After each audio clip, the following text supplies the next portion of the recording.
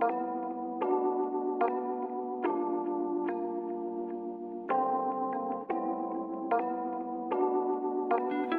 everyone, Jay Reale here with another episode of the Real Deal Show, along with my lovely wife, Vicki Reale. Hi, Vicki. Hi. How are you?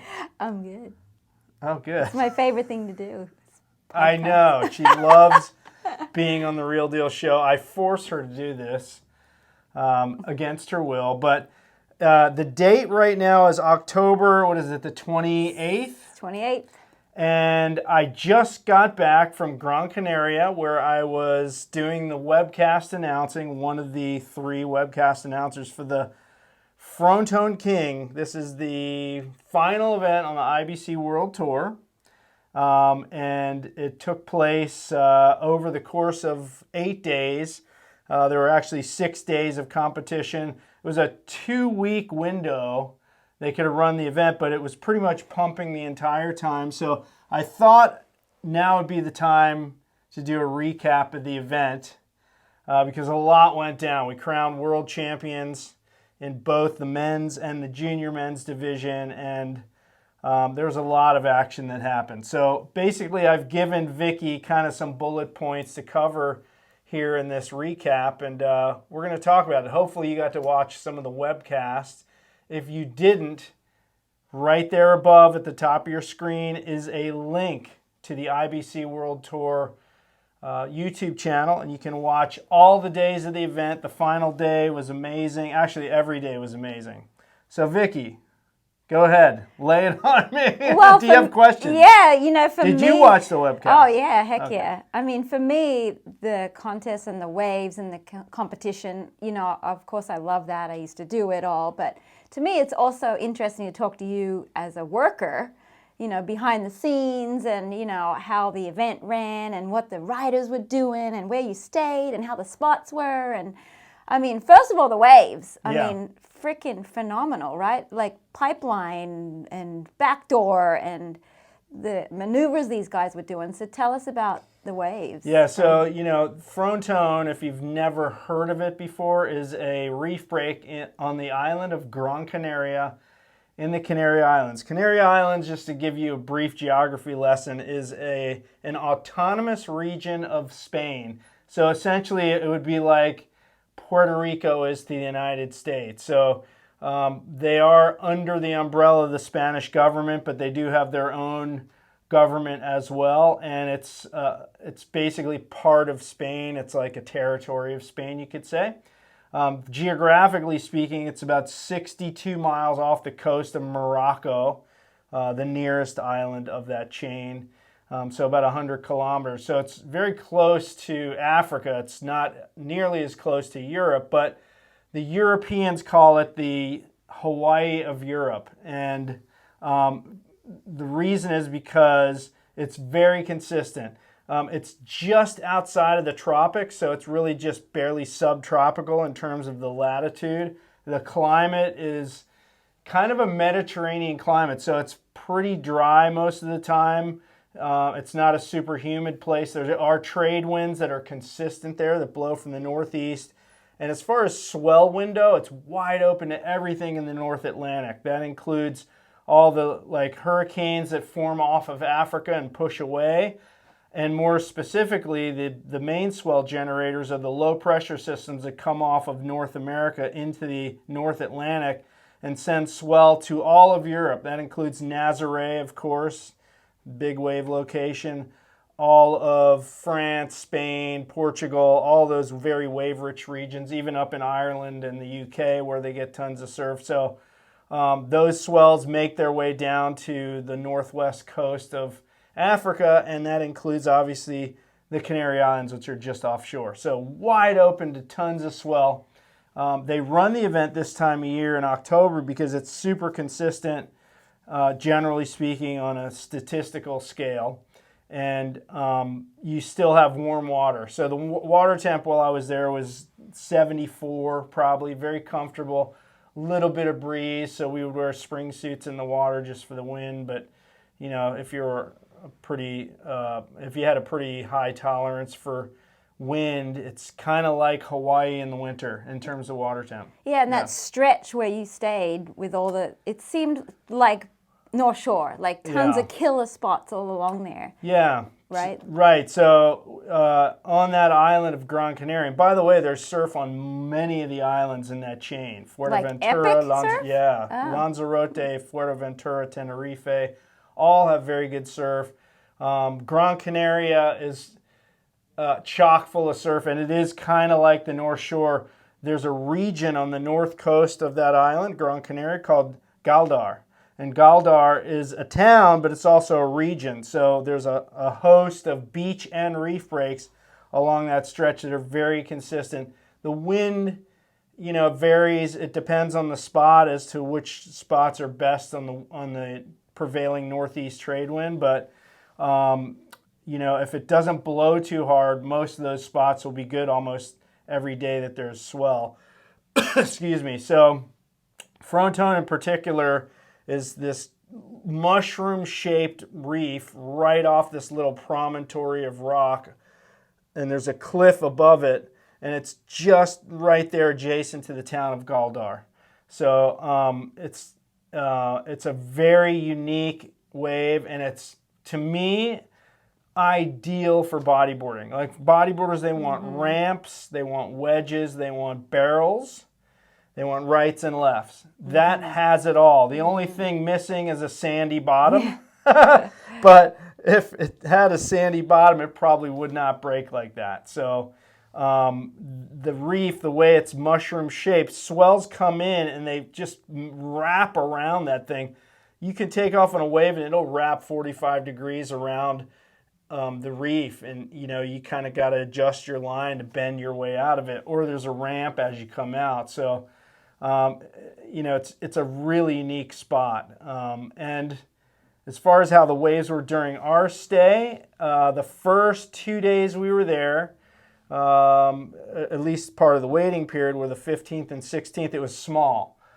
So small. Fun. Yeah, it's super fun. Like Even like waist to chest high at Fronton is really fun. Super wedgy, even barreling, but the key with Fronton is no matter how big or small it gets, the high tide is king. You want to surf it around the high tide because it's so shallow, and it's a lava rock bottom with shells on the reef. So if you hit it, it's going to hurt. You're going to get some scrapes or cuts. So generally speaking, you won't see people out there on the low tide.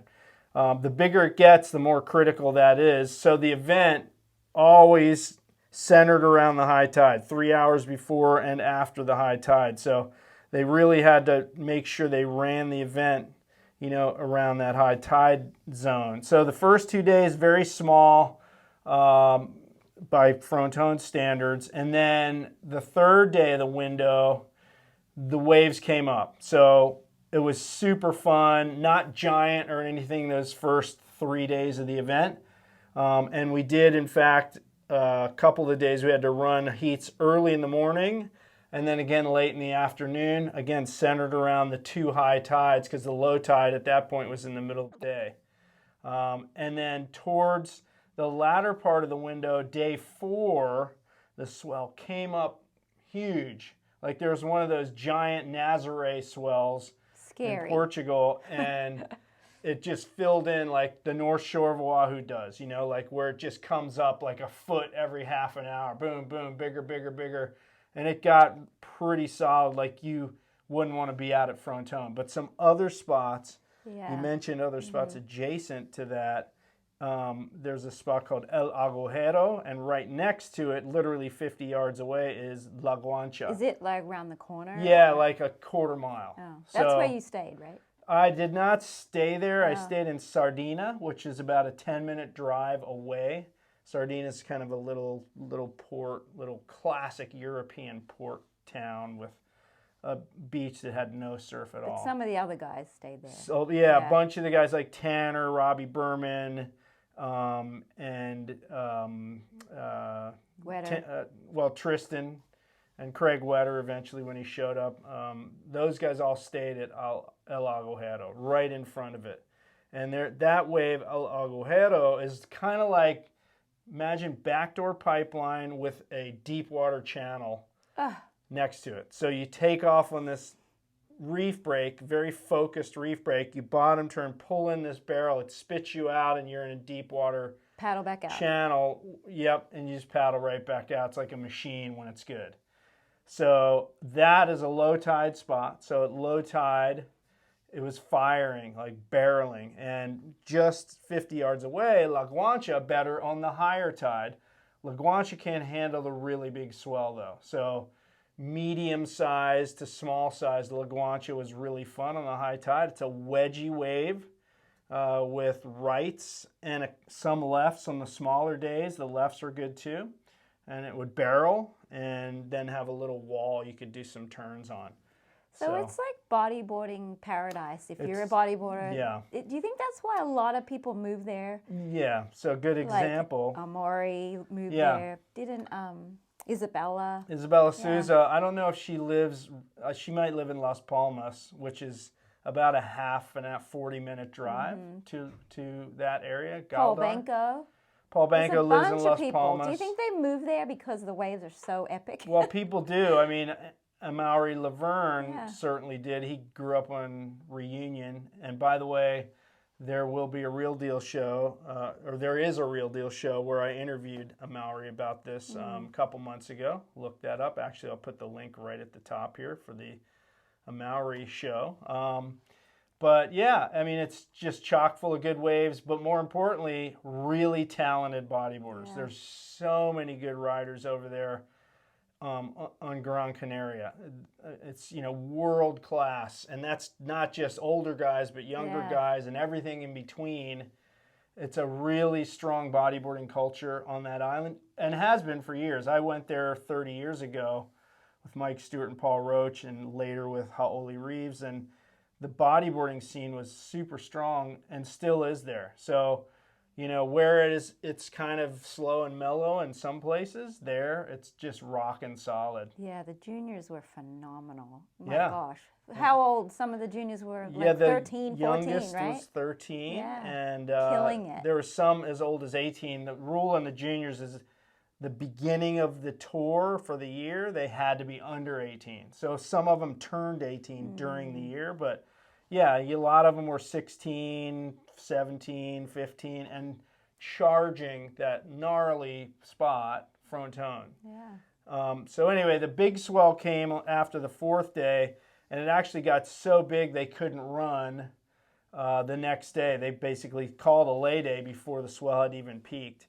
And the next morning, some of us just went to look at it. There was no one out all day. It was maxing at Fronton. Like, there were really good small in-betweeners, but then just a giant set would come and just mow through the whole lineup. Like, if you paddled out there, you'd get steamrolled by the sets and just in deep trouble. But El Aguajero was as good as it gets. It was firing, and everybody was out there. So, that was like the super session was El Aguajero, and it was like 10, 12-foot faces solid with this barreling right-hander, and, just everybody was having a heyday on that wave.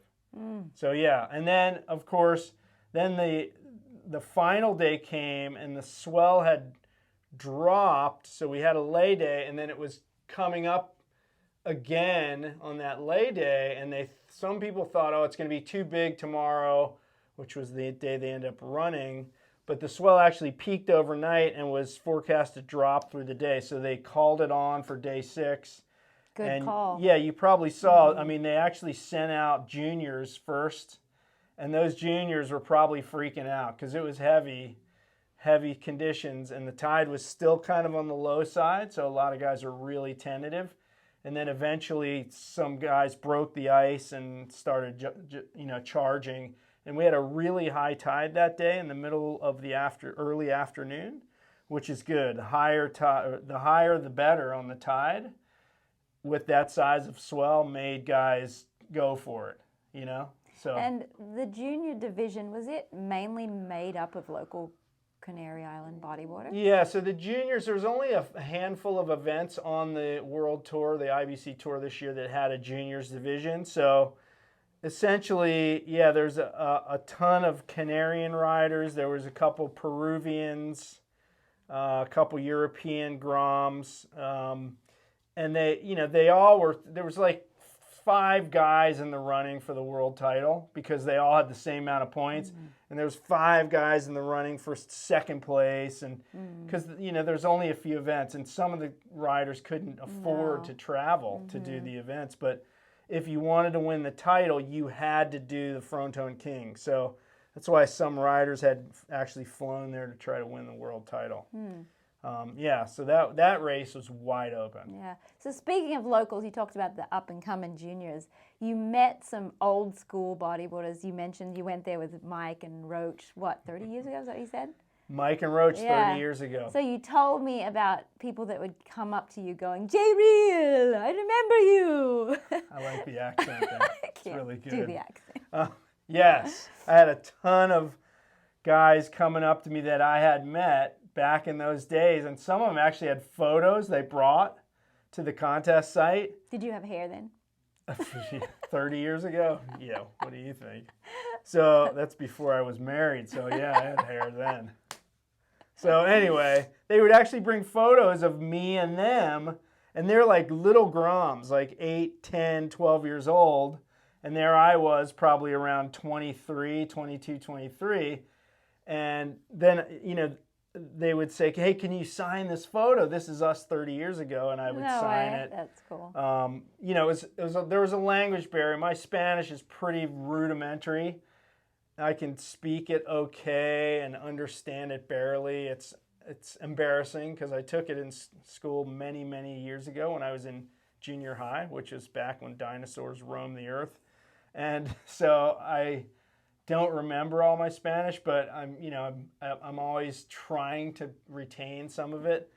So anyway, we would have real basic conversations back and forth, and sometimes they would understand me and sometimes they wouldn't, and vice versa. But the bottom line is, I got what they were trying to say. Hey man, it's great, we're both still doing this sport, bodyboarding, after all these years. And that was really cool. That was a highlight for me, was to see all those old school fans. That's cool. Yeah. So back to the contest. So the contest setup seemed really cool too, like right on the cliff there. Tell us about that. Yeah, so I mentioned it's on this cliff that overlooks the break, and so they've been running events at Fronton for like 13 years now.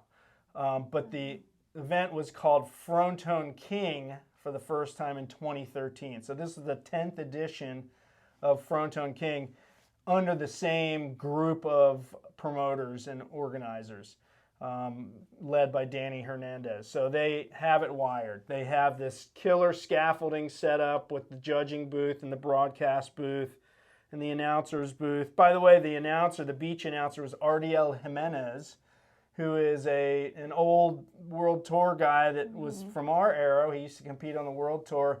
He's from Canaries, from Gran Canaria, now lives in Puerto Rico. He's an epic photographer, but he went back there to do that event, and he does others. He entered it. No, to do the event as the announcer. Oh, okay. So gotcha. He's the beach announcer. That guy, you think we got to talk a lot.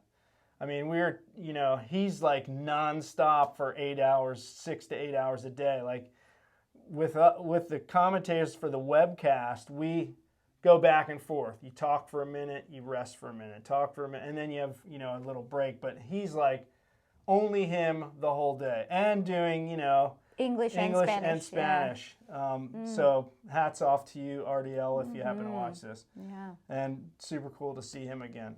Anyway, so yeah, the setup was amazing. Plus, they had this whole hospitality area. They had these picnic tables set up right along the bluff, and they had 2 bars, full bar, by the way, not just beer, but, liquor and everything, and like a food thing, like a little cafe where they served breakfast, lunch, and dinner. And then they had a merch tent where they sold rash guards like this and T-shirts and all that stuff. And it was going every day, contest on or contest off. And at night, they had bands come in and DJs come in, and they'd have a party there. And so they'd sell more beer. Corona was one of the sponsors. Yeah. and Red Bull and Hydro Flask. There was a whole slew of sponsors, most of them listed on here. But so yeah, it was like they made it a 2-week event. Whether the contest's on today or not, come down, hang out, party, chill. So it was a lot of people just enjoying the beautiful. It was beautiful weather the whole time, never rained. It was like 80 degrees every day and comfortable with a little breeze for the most part. And so yeah, the setup was great. And for our webcast, they have a streaming company, and it was a husband and wife team with a little crew of employees that they sit in this booth, man, and they're on computers with screens, and they're doing the replays and the graphics on the screen. And so they're busy. I mean, they're like, they start before we would start the day, and they would finish after we were done, because they had to do highlight packages and provide footage to the guy who does the editing of that. Mm-hmm. So it's a long, long, long day for those people. Mm-hmm. And I will say this, some people complain because day one of the event, there was no live stream, and a lot of people online were going, why is there no live stream? Here's what happened is they opened the entries to the event, and they had way more people enter than they expected. So they had budgeted for a 5-day event, but because so many people entered and they wanted to accommodate all the competitors, they added another day of competition, but that doesn't mean they had the budget to be able to hire the streaming company for another day to do all the live stream.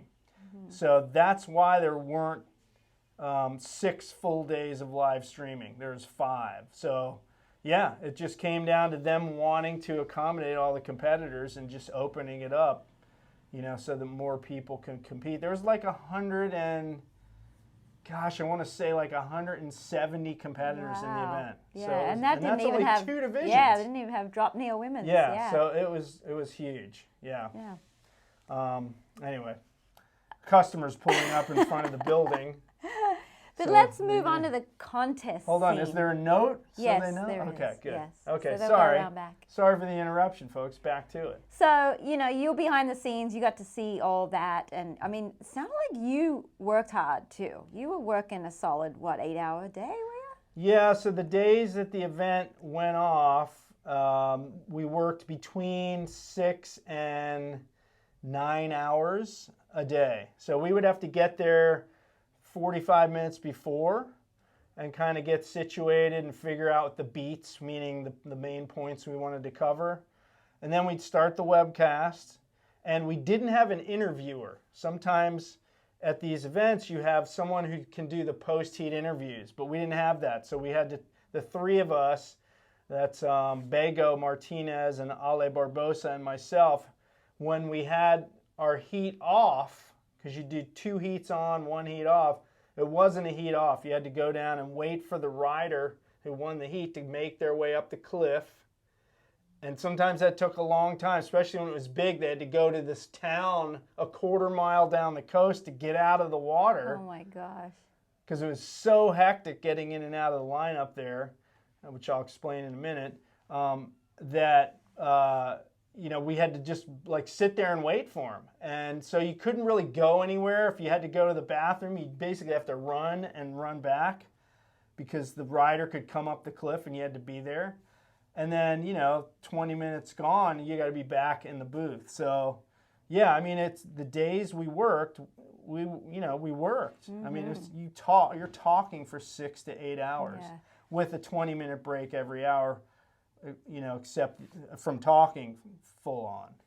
So it was work. Yeah, well, you guys did a phenomenal job, Bego, and the local knowledge there from Ale, I will say this about my, fellow webcasters.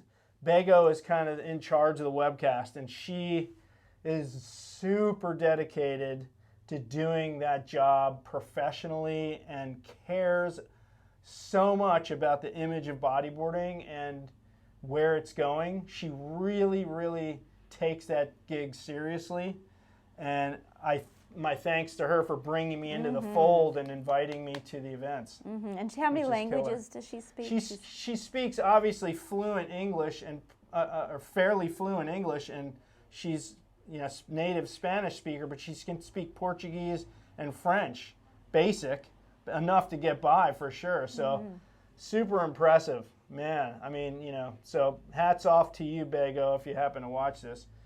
Very talented in what she does.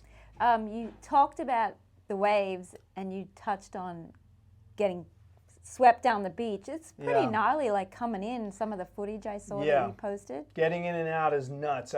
In fact, I'm doing a vlog on this event, and you'll see that coming up soon. But I actually have some clips of where you get in and out of the water. When it's small, it's easy. Basically, there's a stairway down the cliff.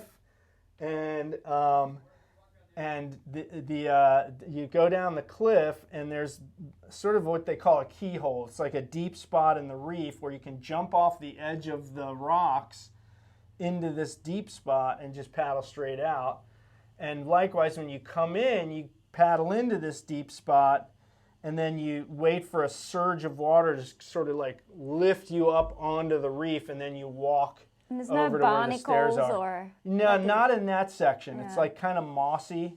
But when it's big, I mean, the surges were so gnarly, it's dangerous to get out there. You can get in easily because you just got to jump. But to climb back up when water and white water is surging, there's another little area to get out, like a quarter mile down the coast. And that place is a lot less exposed to swell. So a lot of riders, they would just paddle down there and get out and then do the walk. It takes like 15 minutes to get back. But it was safe, so they would do that. So yeah, nuts getting in and out. Yeah. So the contest, I mean, there was crowning to be happening there with World Tour. And the Canary King, or what is it? The Fronton King. And the Fronton Prince. That was the junior winner. Some phenomenal competitors there. Who was there that, that stood out to you? Yeah, so, all the top contenders on the World Tour this year were there. You had the current world champ, Tristan Roberts, obviously. You had Amaury Laverne. Oh, sorry, I should go down the top three. So there's Tristan Roberts, Tanner McDaniel, and Alan Munoz from Chile. Those are the top three. So those three were really the only ones in the mix for potential world title. There are a lot of other riders who are former Fronton Kings and in the top 8. So they were going really for top 8 ranking at the end of the World Tour. This is the final event on the tour. And that top 8 ranking gets you a preferential seeding for 2023. Oh, does it? Okay. So even though they were out of the mix for the world title, they knew, hey, I got to go to this event for A, prestige. It's really the most prestigious event on the tour, for sure. B, prize money. And C, points to get those seedings for next year. So you had the likes of, Jeff Hubbard, who won the prior event, the Walker Bay Pro in South Africa. At age 46, he was then. And then you had PLC, who is the defending Fronton King from last year's event where he won it. And then you had, of course, local favorite Amaury Laverne, who's got to be arguably the best rider to ever surf that break. Oh, yeah. He knew every drop of water and where it was going to go, it seemed like. Incredible. And then you had a few wild cards, for example, Louis Finnegan, Australian, showed up. And that guy was absolutely on a tear through the event until he finally lost. Yeah, so Louis was killing it. And this is a weird one. Marley Dunn, who's an Australian guy from the south coast, way down south, down by Bali Point, south coast of New South Wales, who's been living in a van in Ireland. Yeah, what's the story there? Did you talk to him? I did talk to Marley. He basically worked a lot back in Australia to save money, and then he just said, I'm going to go drive around Europe and do the hashtag van life thing. So him and a buddy went over there and bought a van, and they've just been tooling around surfing Ireland. He's not a competitor, he says. It's not typically something that he does, but he... said, I'm going to go give it a go, mate. He was in Spain, driving around Europe at the time, and he was in Spain, and he said, well, geez, I'm just a hop, skip, and a jump to the Canaries. So he came over, and he did the event, and he was killing it. He was absolutely demolishing it again until he finally lost, but he made it really far. I mean, he made it through like 6, 7 rounds. So Marley Dunn really impressed me. And then there was, the Irish guy, Seamus McGoldrick, who did really well, Shambles. And so you had a few guys that, were sort of, you almost want to say off the grid in terms of the world bodyboarding scene. And then a couple, that are legends, like I said, PLC and Maori, and of course, Hub. Yeah, do you know why Dub didn't go? Yeah, so Dub and Hub sort of this season, they've been kind of taking turns, doing events. I'll stay home, you do this one, like Maldives. Dub did it, Hub didn't. Yeah.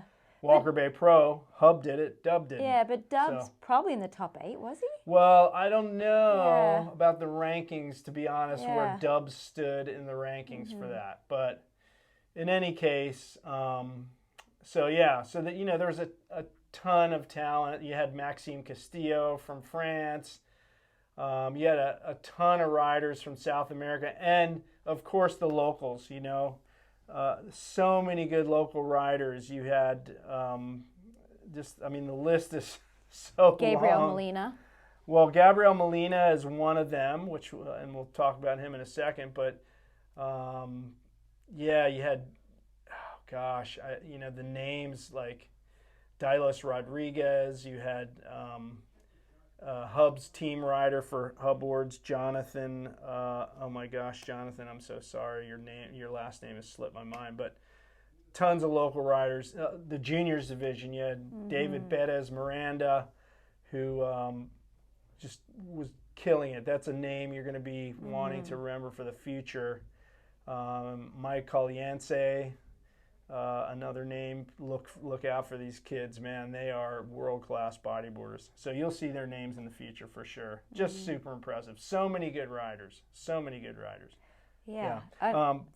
No, go ahead. No, I was just going to say it was stacked, like every heat. And, because of that high level, there were some injuries. So you had, let's go to Gabriel Molina, who, by the way, is one of the top junior riders in the world.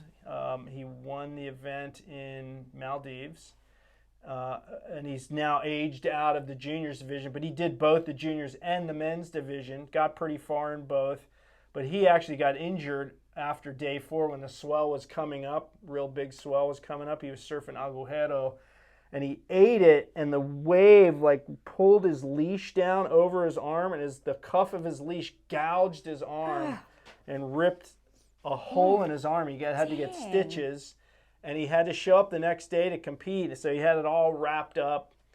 And then you had Jan Saloon, who was out in a heat, and he got flipped onto his back and cut his back and had to go to the urgent care and on the back of his neck and his shoulders. And of course, high profile, you had Tristan Roberts, world title contender. He got flipped over and slammed on his back when he pulled into this barrel and didn't make it out. And it was his lower back right next to his spine. So they actually took him to get x-rays because he was so beaten up. And, that was the big shocking news that one day. Oh, Tristan's getting taken in an ambulance, which was really just a precaution. It's like an insurance thing for the promoters. We don't want to take any chances. Get you in the ambulance, get you some x-rays and all that stuff. No permanent damage, just really slammed his back and bruised himself. So they gave him muscle relaxants and painkillers, and you saw what he did on the final day. He was in pain the whole time, but he sucked it up. So, pretty impressive. So, I talked about stacked heats. I mean, was there one heat that you thought was like, this is it? This is the pinnacle of maneuvers and the heat with the Maori Laverne and PLC was a good one. I called it Clash of the Titans the day of, and it really was. I mean, those two guys, they're both Fronton Kings, they're both world champs. That heat was a mind blower. You would say against any other opponent, a Maori's going to demolish this event. A Maori had the highest heat score of the whole contest, I'm pretty sure. And he was consistently getting over 18 point heat total. 20 is the max. He was getting over 18 points per every heat that he surfed. So he was easily getting waves 8.5, 9s, 9.5s in every heat, and made it look easy. Like he seems so comfortable, logically so, because he's 10 years at that spot and just really just on fire out there. And he was the man to beat as far as we were concerned. He was on the road to winning that event again. Yeah. He's already 3-time Fronton King. We thought it was going to be number 4 for him. Until he got down to that really towards the end of the event when he finally lost. And by the way, the world title race was the real interesting part there, because it was Alan Munoz against Jeff Hubbard. And Alan Munoz was in a situation where, first of all, Tanner had lost before the final day. A real heartbreaker of a loss. He just was out of rhythm. Waves. He was out of rhythm. Yeah. And that happened to some guys. Maxime Castillo is a notable example of these guys are totally talented and have the ability, but for whatever reason, they just were not in rhythm. And when they, when a wave would come, they wouldn't have priority, and they just ended up just losing, for that reason, just out of rhythm. Yeah, so that's the unfortunate part of competition. Yeah, and that happened to Tanner. Yeah. So anyway, there was a situation where, now with Tanner out of the mix, it was between Alan Munoz and Tristan for the world title. And Alan's been on the tour for more than a decade. He's one of the best in the world, without question. You've ever seen the guy. I mean, he won the event in Brazil, in heavy surf. Yeah, how old is he? He's 30, early 30s. Oh, is he? Okay. He won that event at Itacoachata and just rips. And, all of Chile was pulling for that guy to be the first world title holder for Chile. And, man, it was a heartbreaker because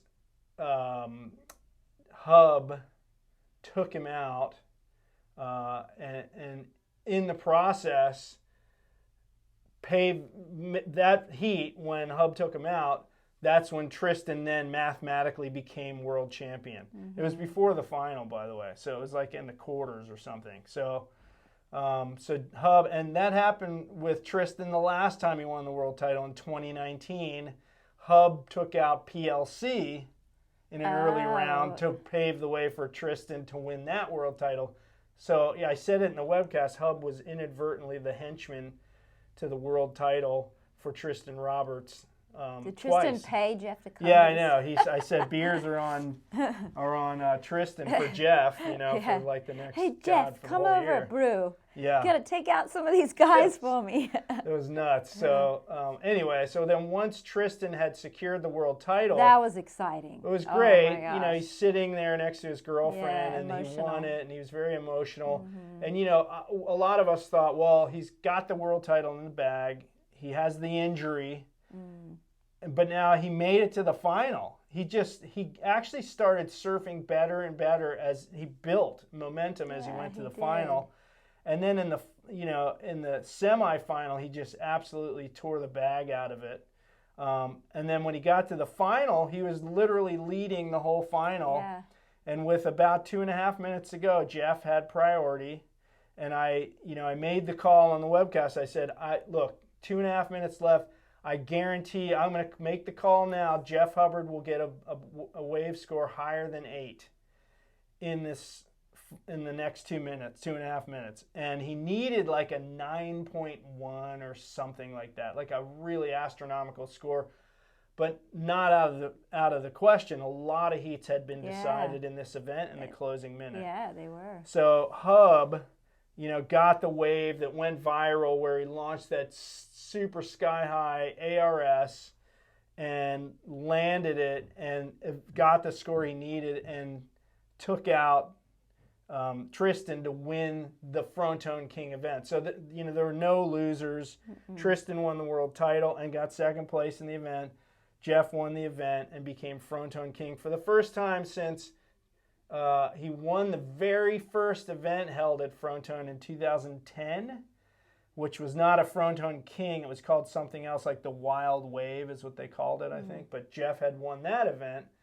And to top it off, he turned 47 I was years just old. about to say, and notably, he's 2 days. double the age of Tristan. Yeah, almost. Tristan's Almost, 25, and Jeff had turned 47 2 days before the final day, which was amazing. You know, he's just obviously pushing the limits. There's been other competitors, Mike Stewart being the notable example of a guy who competed into his late 50s, and actually Mike did really well. But I think Jeff has blown minds because he hasn't waned in his abilities at all, and he's still hitting the lip on giant crazy waves, and he's won the last 2 events on the tour. That says it all, really. So he blew a lot of minds. Better right with there. age. Yeah, and he won a specialty award they had called the Red Bull Banana Challenge. Now, why bananas, some people may ask. That region of Galdar and that island of Gran Canaria, known for growing bananas. In fact, all around that area, there's these white tents that you can see in some of those aerial shots on the webcast, and they're full of banana trees. Everywhere. That area is known for that. But throughout wait, Europe. didn't they have bananas in the Maldives event? Maldives, I don't remember. Yeah, Remember? probably. Remember they held, who was it that held up the big bananas? Yeah, I There guess wasn't so. that? Well, Dub won, so Yeah, it both was divisions. Dub that held it up. So And I thought it was a Maori thing. got second in both divisions, by the Yeah.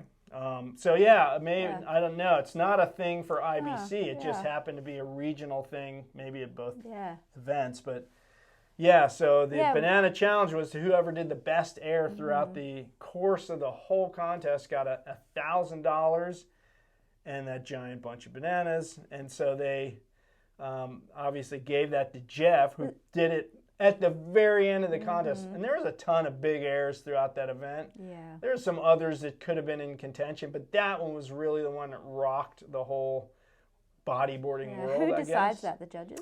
Yeah, I don't know if Yeah. it's the promoters of the event or if it's the judges. I'm not sure. By the way, Chico Garitano, the head judge, he was a head judge when we used to do the world tour, and he's still like the head judge guy. You can't ask for more experience judging bodyboarding. And by the way, the whole panel of judges, all bodyboarders. You got, Felipe from Chile, who's a longtime bodyboarder. You've got Mark Rousseau from South Africa. He's a shaper. He owns Rossi Bodyboards. And so all of those judges are bodyboarders. They know what's up. They know what's going on. And think about what they got to do. They have to watch every wave ridden in the entire event and write down a score for it. That is insane. I would never want to do that. Not only that, but deciding was Hubb's ARS better than Amari's backflip, and what a tough job. Well, the good thing about the man-on-man heats, or even the 3-man heats in particular, is a lot of times a 3-wave set would come and you'd have 1, 2, 3 riders in a row get a wave, and they could literally kind of like compare them. Okay, the second guy's barrel was deeper than the first, so I'd give him a little higher score. Or the third guy's air was bigger than the second, so they could do that comparison somewhat. I thought the judging was spot on. There's, you always have people on the comments of the webcast grumbling about this or that. People are partial to certain riders or certain types of riding, maneuvers, whatever. But judging is a thankless job, man. Those guys are behind the scenes, and they work so hard, man. So impressed. Anyway. Hey, did they celebrate Jeff's birthday while you were there? Like, They did. did. They have a party or anything? They did. Yeah. Well, not a party, but they brought him a cake down in the competitors' area, which was killer. They had this artificial grass in front of the scaffolding with bean bags and chairs, and all the competitors hung out, and they brought Jeff a birthday cake down there. So, and I got to have a slice. It was really good. Jeff loves chocolate chip cookies. And by the way, Jeff Hubbard, check the link above. The Jeff Hubbard, actually, no, you won't. That Not show yet. won't be linked yet, so forget that. But that's going to be the next Real Deal show, is the Jeff Hubbard interview before he won Fronton King. So look out for that. And I forgot, Mike was there. Mike Stewart showed Yeah. up. So just totally unrelated, Mike was doing a tour around Europe, just signing autographs and doing promos. And he stopped off in Gran Canaria and he came by the event. He tried to stay pretty low key, but some people recognized him. And, he signed a few autographs and took some pictures and stuff.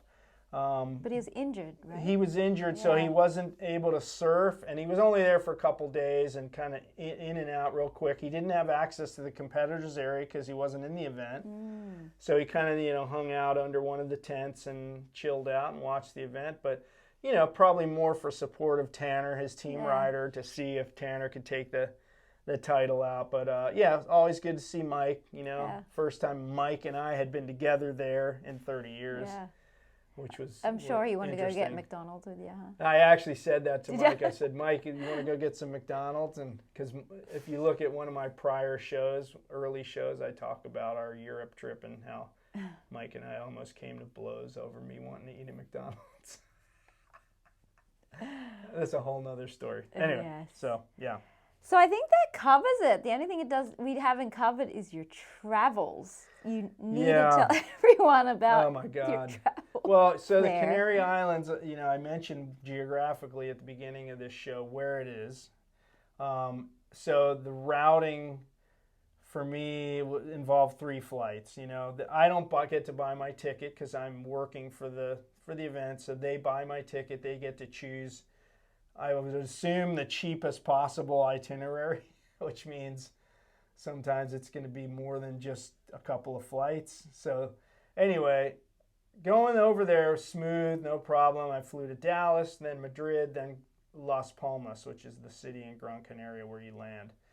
Took about 24 hours to get there, all up with leaving my house and arriving at the accommodation where I stayed. But coming back, another story. The event ended early, so we still had another week in the window. I didn't want to hang out there for another week, so I changed my ticket, but someone at the airline made a mistake and didn't complete the ticket change all the way, which meant that only one leg of my ticket change was in the computer and the other 2 weren't. So when I got to check in the morning, way too early, I had to wait an hour for the check-in counter to open. Eventually it opened, and the guy told me, "Oh, your other 2 flights are October 31st." And I'm like, "Oh my gosh, Vicki. Here we go." Yeah, and there's a language barrier, so that's frustrating.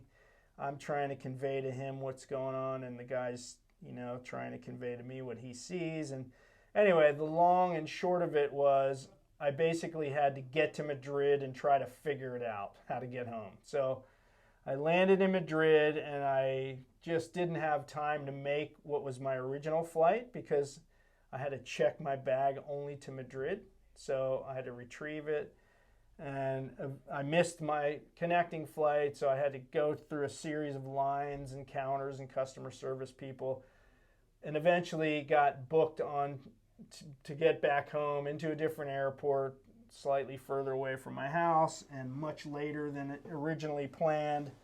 A lot of little things went wrong along the route, from just little stuff like I ripped my jacket on this thing in the airport, and I forgot your USB. My USB cable, I forgot it, and back to the accommodation, I had to buy a new one so I could keep my phone charged. Just all kinds of little things that would bore you, but it took me 32 hours to get back home. It was a long, punishing day, and got home at 2:30 in the morning instead of 7:30 in the evening. Mm-hmm. So all things considered, not too much later than originally scheduled. But international travel can be tough and long and brutal. I'm one of these guys that gets real flustered when things don't work out how they're supposed to, because especially when there's a language barrier, because I get really anxious, like, okay, how am I going to explain this to this person when we don't speak the same language, and get it taken care of. But eventually, thanks to your help from afar, late at night or early in the morning, texting and calling, and I made it home. So yeah, part of the fun of international travel. So quite an event. Great way to finish the tour. Really, to me, the pinnacle of bodyboarding is that event.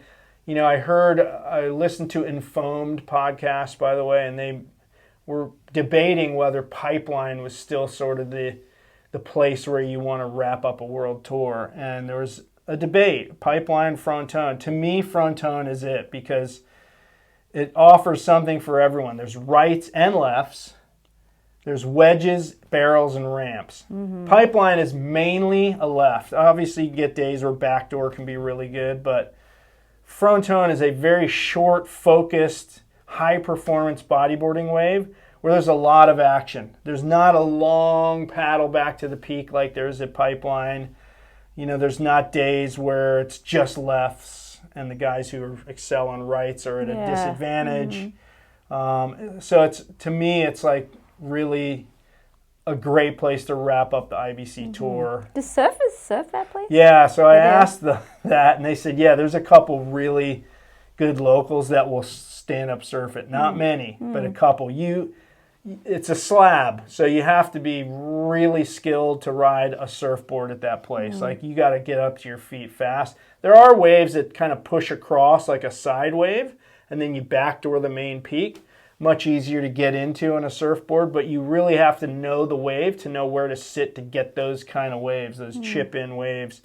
There's, you know, just so many that are just thick and just slabbing really fast. So, yeah, I don't think many people could stand-up surf that unless they were super highly skilled on a surfboard.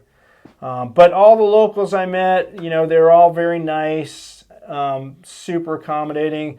Out in the lineup, you know, I didn't see any like tensions or anything, and just tons of waves, man. And the beach scene there at El Agujero, which is that spot a quarter mile away, is classically European. Dudes in Speedos, topless women drinking everywhere. Espresso. Yeah, topless women, you know, little kids, dudes.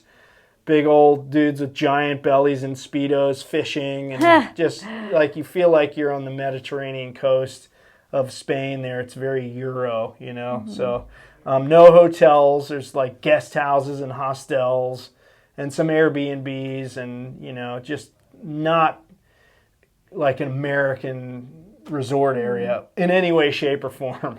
It's, you know, total Euro. So very good cultural experience. I would say, you know, if anybody wanted to go there just on a surf trip, you know, if you go at this time of year, you're going to score, man. It's just be ready for some, you know, if you want to surf Fronton, you better be, you know have your skills. Yeah, it's not a wave for a novice or beginner at all. There are beach breaks around there, though, for sure, that beginners could go out. In fact, next to Agujero, another 500 yards away, is a sandy bottom beach break, which wasn't good. The sandbars were awful there, but we saw a lot of like people on soft tops, like just catching whitewater, and people in camper vans staying in the parking lot there, like just learning how to surf. Yeah, you didn't eat any of the local food, did you? I eat like a 10-year-old, so I don't like seafood. I'm a foodie, so I mean, did you? No, I got offered ceviche by a local. Now, that's a Spanish thing, right? Ceviche is like a specialty there. And I'm like, no, my wife would love this. Vicki would love the ceviche. She would have loved it. But no, the way it worked is the promoters, you know, we had an apartment, and we had to buy groceries and basically cook for ourselves. We couldn't just eat out at restaurants every meal on this trip. So I basically made all my own meals with 2 forays to the Golden Arches, I will admit. I needed a little taste at home a couple times, so I had double quarter pounder with cheese, fries, and a Coke, and a chocolate. But lots of good seafood. Like, what would I have eaten if I? You would have had a heyday. You would have had obviously ceviche, but there's restaurants, you know, where they serve fresh seafood and poke, and you know all the seafood, very seafood oriented, because it's an island, you know, in the Atlantic. So. Yeah, tons of great seafood there, and you know, with a Spanish flavor, I guess you could say. So, did we hit all the beats? I think so. I think we got a good overview of it all. What a awesome event. Yeah, it was great. So the IBC World Tour will start up again in 2023, and I think probably we'll start in Chile again, and then, you know, hopefully some of these events like Maldives, hopefully that'll happen again, and there's some new events they're trying to get rocking. We'll see. I won't say anything because I don't know all the details, but sure you'll hear about it. Just go to their social media, IBC World Tour website, ibcworldtour.com, their social media on Instagram, and yeah, it was quite an experience, and I'm stoked to be a part of it. I feel like I'm back on the World Tour again, except now I don't have the pressure of having to perform, so I get paid no matter what, and still kind of I'm building relationships with some of the people on the tour. I'm older, obviously, than them. So it's, I have different, like daily habits. I go to bed early. They probably stay up later. But yeah, it was cool to hang around that energy, that more youthful energy, and just get that whole bodyboarding vibe. On the world tour, it's alive and well, man. And so I would say if anybody has aspirations to be a pro bodyboarder, that avenue still exists on the IBC tour. Yeah, what was the prize money? I don't even know. That's the funny part. I don't know what the prize money was. We never talked about it the whole time. I know there was prize money. I just don't know what it was. So, so that's it. I'll put the link in the description if you're watching the YouTube version of this podcast. The link to the IBC World Tour, and you can see all the info on the tour. And thanks, Vic. Thanks for spending an hour talking about that event. Wow. Jeez, it's interesting. Yeah, so we're going to get back to work. But that'll do it for this episode of The Real Deal Show, right? Yep. Thanks for watching on YouTube or listening on the podcast. Subscribe to our YouTube channel. Put some comments and give us the thumbs up if you have any questions or comments. And we will see you next time. And as always, we'll see you in the surf. Over and out.